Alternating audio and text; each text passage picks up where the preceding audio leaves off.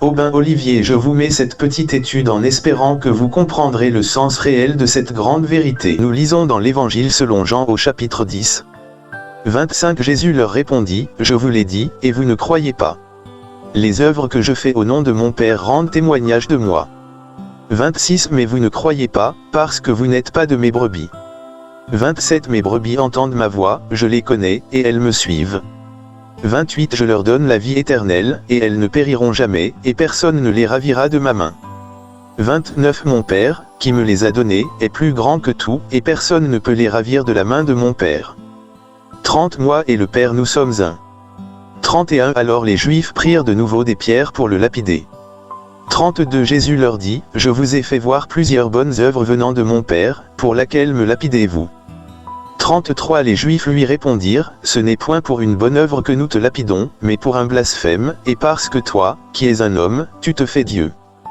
34. Jésus leur répondit, n'est-il pas écrit dans votre loi, j'ai dit, vous êtes des dieux. 35. Si elle a appelé Dieu ceux à qui la parole de Dieu a été adressée, et si l'écriture ne peut être anéantie. 36. Celui que le Père a sanctifié et envoyé dans le monde, vous lui dites, tu blasphèmes. Et cela parce que j'ai dit, je suis le Fils de Dieu. 37. Si je ne fais pas les œuvres de mon Père, ne me croyez pas. 38. Mais si je les fais, quand même vous ne me croyez point, croyez à ces œuvres, afin que vous sachiez et reconnaissiez que le Père est en moi et que je suis dans le Père. GN, 10,25 à 38. Nous voyons bien dans ce passage que Jésus n'a jamais affirmé être l'égal de Dieu et cela est rappelé à plusieurs reprises. Les œuvres que je fais au nom de mon Père, dit Jésus, rendent témoignage de moi, GN 10,25. Il ajoute que son Père est plus grand que tout, GN 10,29. Paradoxalement, le même passage utilisé par les chrétiens pour affirmer la divinité du Christ montre l'exact contraire. Quand Jésus dit que lui et le Père sont un, on notera la réaction des Juifs qui s'apprêtaient à le lapider. Je vous ai fait voir plusieurs bonnes œuvres venant de mon Père, dit Jésus avant d'ajouter pour laquelle me lapidez-vous. GN 10,32, ce à quoi ils répondent tu te fais Dieu, GN 10,33. Les chrétiens devraient réfléchir maintenant aux paroles qui vont suivre. Jésus, connaissant les lois judaïques, leur répond d'après leurs propres écritures, n'est-il pas écrit dans votre loi, j'ai dit, vous êtes des dieux. GN 10,34. En d'autres termes Jésus renvoie les Juifs à leurs propres écritures et il faisait référence à cette parole qu'on retrouve dans les psaumes 82. Si j'avais dit, vous êtes des dieux, vous êtes tous des fils du Très-Haut. 7. Cependant vous mourrez comme des hommes, vous tomberez comme un prince quelconque. Notez bien que le passage que Jésus utilise stipule que Dieu a appelé ses serviteurs parmi les humains des dieux et qu'ils sont tous fils du Très-Haut. Le passage ajoute, afin de lever toute ambiguïté, cependant vous mourrez comme des hommes. Quand Jésus utilise ce passage pour clarifier ses propos, il réfute par là l'interprétation littérale des Juifs comme il le fait ailleurs en leur répondant, vous ne comprenez ni les Écritures, ni la puissance de Dieu, Mon 22,29, MC 12,24. En d'autres termes, Jésus veut dire ceci. Dans votre Torah, on vous a appelé Dieu. Vous n'êtes cependant pas réellement des dieux. Ce terme vous a été cependant appliqué dans un certain sens et ce sens est que la parole vous a été adressée, et moi, je partage cela avec vous.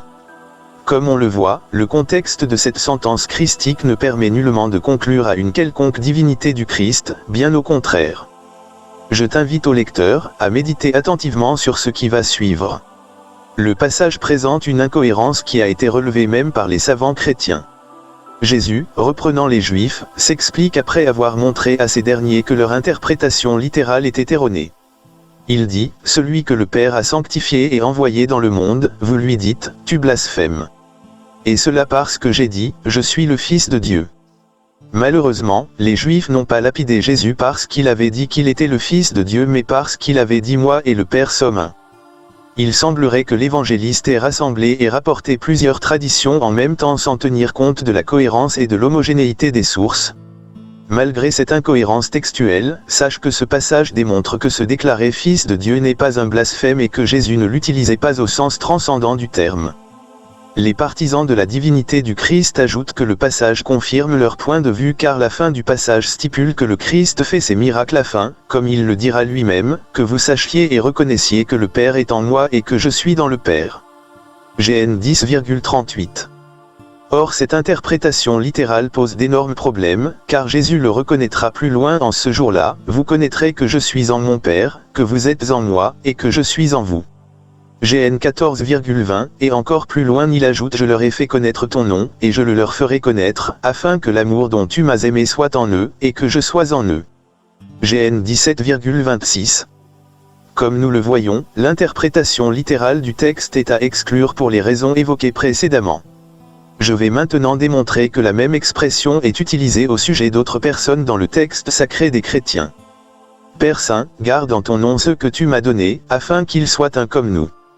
Certains partisans de la divinité du Christ s'obstinent à s'accrocher à ce passage pour soutenir le caractère divin de leur maître. Cependant, nous lisons dans le Nouveau Testament que le Christ a employé la même expression en parlant à ses disciples. 11 Je ne suis plus dans le monde, et ils sont dans le monde, et je vais à toi. Père Saint, garde en ton nom ceux que tu m'as donnés, afin qu'ils soient un comme nous. 20 Ce n'est pas pour eux seulement que je prie, mais encore pour ceux qui croiront en moi par leur parole. 21 Afin que tout soit un, comme toi, Père, tu es en moi, et comme je suis en toi, afin qu'eux aussi soient un en nous, pour que le monde croie que tu m'as envoyé. 22 Je leur ai donné la gloire que tu m'as donnée, afin qu'ils soient un comme nous sommes un. 23 Moi en eux, et toi en moi, afin qu'ils soient parfaitement un, et que le monde connaisse que tu m'as envoyé et que tu les as aimés comme tu m'as aimé. Jean 17, 20-23. Jésus emploie ici la même expression au sujet de ses disciples. Le même un est utilisé pour parler de ces derniers. Est-il nécessaire de commenter ce passage ? Si les partisans de la divinité affirment que le Christ est Dieu parce qu'il a dit qu'il était un avec le Père, alors ils doivent revoir leur conception de la Trinité et la changer en une croyance en un Dieu divisé en 15 personnes, le Père, le Fils, le Saint-Esprit et les 12 apôtres. Or, il apparaît clairement qu'aucun partisan de cette doctrine n'admettra cette éventualité. Clarification par les Écritures saintes. L'interprétation correcte de cette union de Jésus avec son Père doit se faire à la lumière de tous les passages bibliques. En effet, il existe pourtant dans les évangiles, des passages qui témoignent de l'humanité pure et simple de Jésus et d'autres qui témoignent que lui attribuer la divinité est chose impossible. Mais avant cela, il me faut poser deux principes sur lesquels les exégètes sont d'accord. Le premier est que les passages qui se présentent, s'ils sont d'accord avec la raison, doivent être pris dans le sens littéral. Si au contraire, ils contredisent l'évidence raisonnable, il faut les interpréter, leur sens littéral n'est pas celui qu'on a voulu exprimer et il faut les ramener au genre métaphorique. Le second principe est que s'il se rencontre des assertions contradictoires, les unes affirmant une vérité, les autres la repoussant, on ne les laissera dans cette opposition qu'après s'être senti impuissant à les concilier, parce que la conciliation est effectivement impossible et qu'elle n'admet aucun accord de convergence vers une signification commune. Ces deux principes posés, on peut maintenant comparer la formule « Moi et le Père nous sommes un » Gn 10,30 avec d'autres formules qu'on rencontre dans les évangiles. La première chose qui frappe l'esprit avec les partisans de la divinité du Christ, c'est qu'en prenant littéralement cette sentence, ils en contredisent des dizaines d'autres dans le texte évangélique. On peut se poser la question suivante. Comment peut-on croire que Jésus et Dieu forment une seule et même union alors que leurs volontés sont distinctes dans plusieurs cas ? Je vais citer plusieurs passages qui prouvent bien qu'il faut distinguer entre les deux volontés. En effet, nous lisons dans l'Évangile selon Marc au chapitre 11. Le lendemain, après qu'ils furent sortis de Béthanie, Jésus eut faim. Apercevant de loin un figuier qui avait des feuilles, il alla voir s'il y trouverait quelque chose, et, s'en étant approché, il ne trouva que des feuilles, car ce n'était pas la saison des figues. MC 11,12 à 13. Je dis que ce passage prouve qu'il y a deux volontés bien distinctes. La première, celle de Jésus qui eut faim. La deuxième, celle de Dieu qui a déterminé les saisons. Notez que dans ce passage, la volonté de Jésus voulait des dates mais la volonté divine qui régit ce monde en a décidé autrement.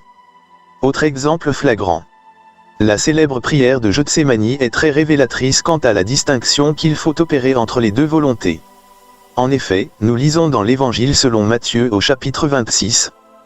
Puis, ayant fait quelques pas en avant, il se jeta sur sa face, et pria ainsi, « Mon Père, s'il est possible, que cette coupe s'éloigne de moi.